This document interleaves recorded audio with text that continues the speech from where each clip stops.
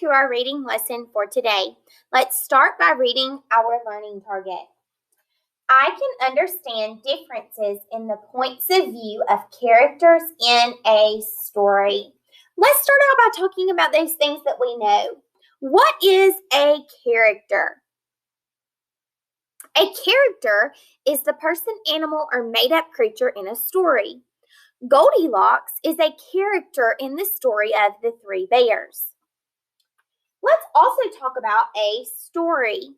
There are many different types of stories. Remember, this is a type of literature. We have fantasies that are a story. We have folk tales that are a story.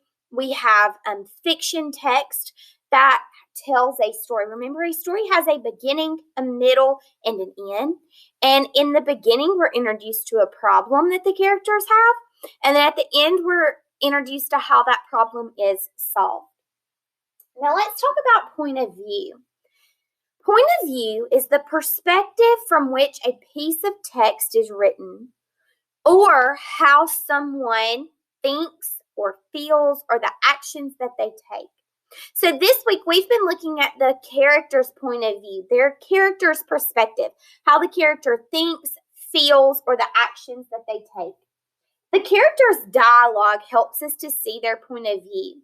The dialogue is the words that the characters are saying in a story or a play. Little pig, let me in. It's the dialogue of the big bad wolf and the three little pigs, okay? So what we're going to do is we are going to read a new story today. We are in our Ready Reading Journal.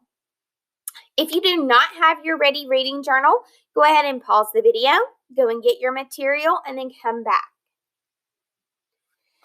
Today in our Ready Reading Journal, we're going to be on page 278. 278. We're going to read a story titled The Squirrel and the Crow. In our story of The Squirrel and the Crow, this is a folk tale. So folk tales have lessons that we're going to learn. We can learn this by the way that our problem is solved. So in our story today, the crow and the squirrel are going to be doing a harvest. I want you to say that word. Harvest is a time of gathering crops. October is the pumpkin patch harvest. So it's the time that the crops are gathered together. Another word that we're going to see in our story today is the word vanished. Vanished has that suffix ed on the end that can say t, d, or did. Vanished. D. So it just says that d sound. For something to vanish means that it disappeared suddenly and completely. The bird vanished after taking the food from the ground. Okay? Vanished. Now what I want us to do is we are going to look in our Ready Reading Journals at page 278. 278. We're going to read through the story of the squirrel and the crow. As we're reading through this time, we want to understand what it's talking about, but we also want to be trying to gather the points of view of these characters. Remember, their points of view is how they think, how they feel, and the actions that they take. So we're going to look at the dialogue of the characters and the actions that the characters are doing, okay? All right, let's go ahead and begin reading. Put your finger on the first word. Ready, read. Once upon a time, a crow and a squirrel owned a field. They agreed to work the field together. One day, the squirrel called out to the crow, "Come, Brother Crow, it's time to plow the field." The crow was lazy. He stretched his left wing and his left leg and said, "Sister dear, go on ahead. I will follow soon. I'll eat this piece of buttered bread and will be with you by noon." The squirrel plowed the field all day. Meanwhile, the crow enjoyed the cool breeze and blew through the tree. A few days later, the squirrel called out to the crow, "Come, Brother Crow, it is time to plant the seeds." The crow opened one eye and said, "Sister dear, go ahead. I will follow soon. I'll eat this piece of buttered bread and be with you by noon." The little squirrel planted seeds all by herself. Rain fell, and before long, all the seeds had sprouted. Soon every stalk had fat ears of wheat. "Come, Brother Crow," called the squirrel. "It is time to harvest the grain." But the crow settled himself into his nest. The squirrel cut down the wheat. Soon there were piles of golden grain waiting to be put in sacks. Why does the squirrel keep asking the crow for help? Why does the squirrel keep asking the crow for help? Pause the video, talk with that question, and then you may unpause the video. In the first paragraph, it said that they owned a field and they agreed to work together. So the squirrel and the crow have an agreement that they own this field and they'll work together. Is the crow holding up that end of the agreement? Is he helping? No. All right, let's turn the page to page 280 and continue reading. Paragraph number 6. Ready, read.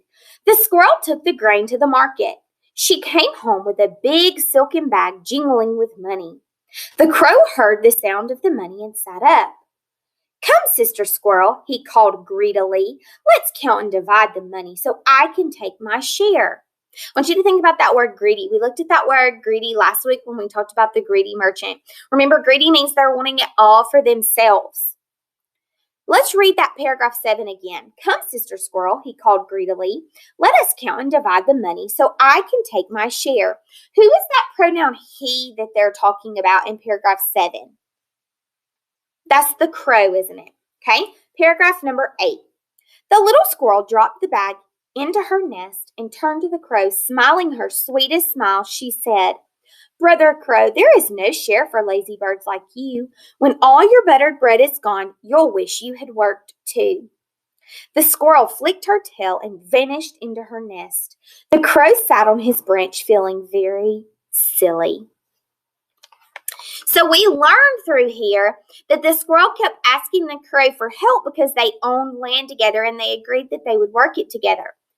But what did the crow keep saying every time the squirrel would ask for help? What did the crow say? What was that dialogue? Go from the dialogue of the crow and tell me what the crow said. All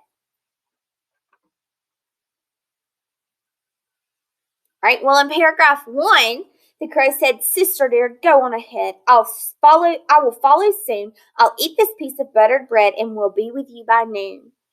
Then in paragraph 3, the crow said, "Sister dear, do go ahead. I will follow soon. I will eat this piece of buttered bread and be with you by noon." So what is the crow doing? Eating bread and relaxing in his nest, right?